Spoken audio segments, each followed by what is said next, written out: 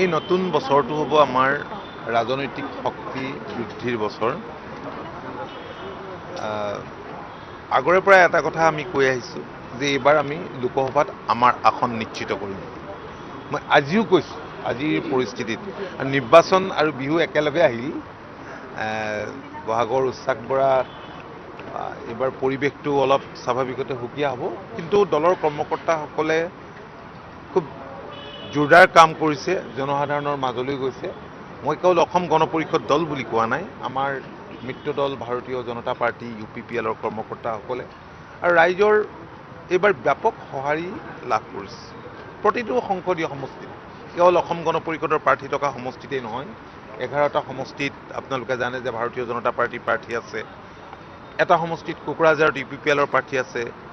ব্যাপক জনসমৰ্থন আমি প্ৰত্যক্ষ কৰিছোঁ আৰু আমি নিশ্চিত হৈছোঁ যে আমাৰ ৰাজ্যখনৰ 14খন আসনৰ ভিতৰতেই আমি 14খন এইবাৰ হয়তো লাভ কৰিম। একপক্ষীয় হ'ব এইবাৰ নিৰ্বাচন আমাৰ কাৰণে, কাৰণ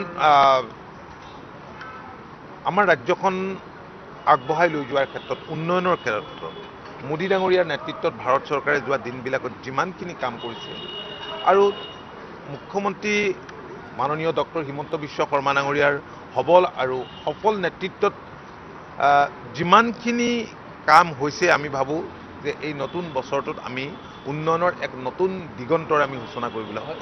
এই নতুন বছৰটো হ'ব আমাৰ ৰাজনৈতিক শক্তি বৃদ্ধিৰ বছৰ।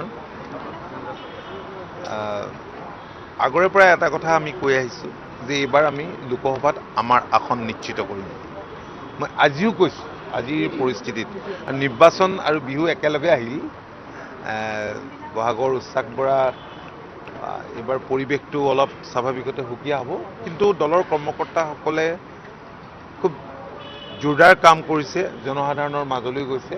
মই কেৱল অসম গণ পৰিষদ দল বুলি কোৱা নাই, আমাৰ মিত্ৰ দল ভাৰতীয় জনতা পাৰ্টি UPPL-ৰ কৰ্মকৰ্তাসকলে আৰু ৰাইজৰ এইবাৰ ব্যাপক সঁহাৰি লাভ কৰিছে। প্ৰতিটো সংসদীয় সমষ্টিত, কেৱল অসম গণ পৰিষদৰ প্ৰাৰ্থী থকা সমষ্টিতেই নহয়, 11টা সমষ্টিত আপোনালোকে জানে যে ভাৰতীয় জনতা পাৰ্টিৰ প্ৰাৰ্থী আছে, এটা সমষ্টিত কোকৰাঝাৰত UPPL-ৰ প্ৰাৰ্থী আছে।